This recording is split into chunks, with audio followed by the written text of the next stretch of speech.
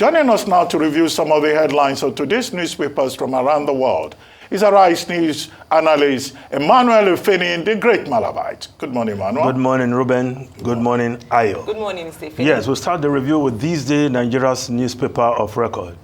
We start with the story above the masthead. Bayelsa to immortalize Wigwe as Adeboye, Sanwo-Olu, Adeola, Adelusi Adeluyi visit deceased parents. Zimbabwean billionaires Strive Musiiwa mourn late Access Holdings boss. U.S. agency releases photos of helicopter crash. Yes, of course, the morning of the passing of Hubert Wigwe, of course, still on, with a number of persons visiting the deceased parents. Fola Adeola, one of the founders of Guarantee Trust Bank, where Hubert Wigwe also had his time as a banker before he went on to form the Access Group with his friend Aigboje Aigimokwede. And of course, Zimbabwean billionaire Strive Musiiwa also mourning the departure of the boss of Access Holdings. And the U.S. agency yesterday released photos of the crash site. Of course, tells you what happened, even seeing those pictures, gory as they may seem. Now, the lead story, Sultan of Sokoto, Nigeria, sitting on keg of gunpowder, says youth unemployment poses grave danger, laments nation's economic hardship, declares people deeply frustrated, hungry. Yes, the Sultan of Sokoto yesterday at that meeting of traditional rulers from the north and other political leaders assessing the situation in the country and adding their voice in calling on the government of the day, the government of President Bola Ahmed Tinubu, perhaps if they have not heard enough, restating the fact that things are tough in the country. Nigerians are getting frustrated. Youth unemployment is a keg of gunpowder, a time bomb, if you will. If not addressed quickly, expeditiously, may just explode one day. The Daily Trust also has that story on its front page. Hardship, Nigerians sitting on keg of gunpowder. Sultan. We will distribute 42,000 metric tons of grains for free. Federal government tells citizens. No. Crashing food prices is better. That's what experts are saying. Because if you distribute 42,000 metric tons of grains free, how many people will that get to? What of the rest who will not be able to get a chunk or even a mudu of grain from that 42,000? What happened? So experts are saying you have to look for a holistic solution. How do you crash the price of foodstuff in the markets so that the little money people have, they can still purchase something from the market that will give them at least 0.10 of balanced diet or something close. I think that is the real challenge before the government. Not all this populism you just announce and grab the headlines. Can NBA demand concrete action?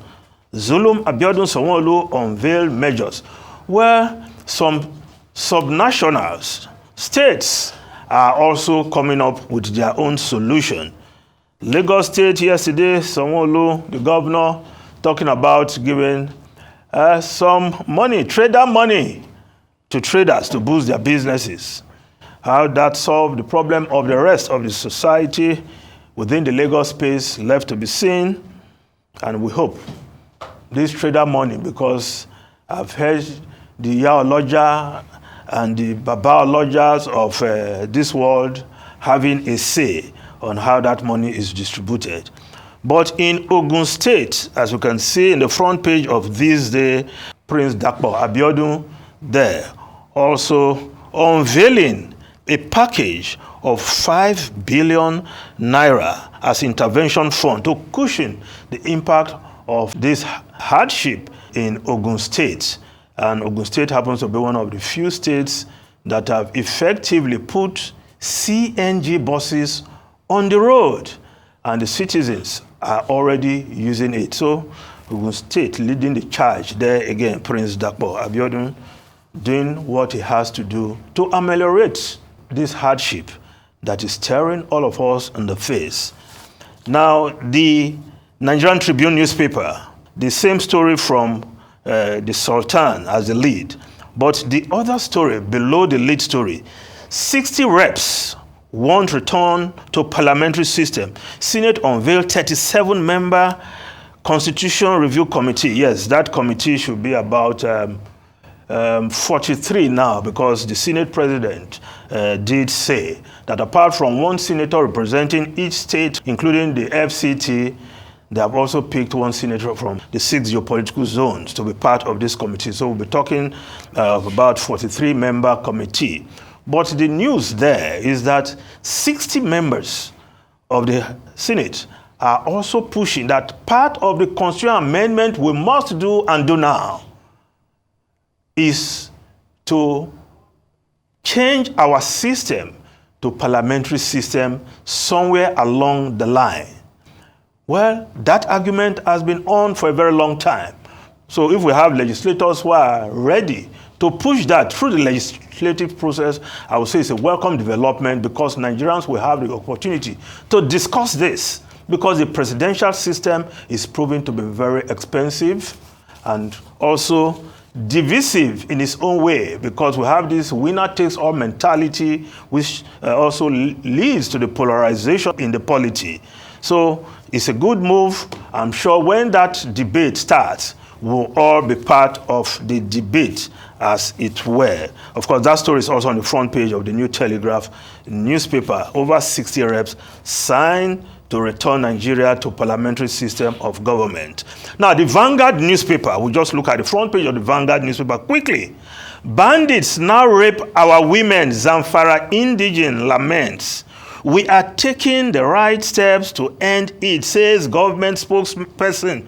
We have sponsors. Suspected bandits tell security personnel. We have sponsors. Those bandits apprehended are saying they have sponsors. Yet, the authorities, the military high command, the police, the government, we've not been able to unveil these sponsors or get them arrested. Wike places 20 million naira bounty on 3 wanted notorious kidnappers. Declare state of emergency on insecurity. NBA tells Tinubu, says country under siege by bandits, kidnappers. If we look at the foreign newspapers quickly, the Financial Times reporting, Hunt weighs deeper public spending cuts to fund tax giveaway in budget. Yes, prospect of reduced headroom. Rising debt cost hit finances. Fiscal position already a fiction.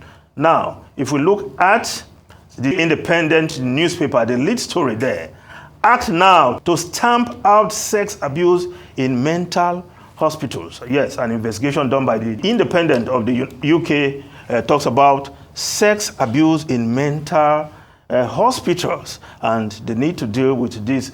Then, of course, about the photograph there, Meghan defend controversial Sussex.com website and announces podcast deal. As they say in Nigeria, Meghan seem to be cashing out on the royal family, as it were. Ruben and Ayo. Well, we're told that we've run out of time, but just a quick comment about the commodity exchange. I think I mentioned it yesterday, that Nigeria has a commodity exchange which has not been functioning, which does not work. And then government says they are releasing 42, or who was saying that 42,000. I thought they said 102,000 metric tons of grains. The 42,000 is to come from commodity traders. Now, the details were not worked out. Now somebody has come up with this idea that commodity exchange boards are important. Commodity exchange boards stabilize prices. They ensure competition. the interface between farmers and the market. All of this should have been done before somebody just announced we will release grains. The 60,000 that they say will come from government silos, we don't even know whether there is anything up to that in the government silos. So, and which is why we have this food crisis.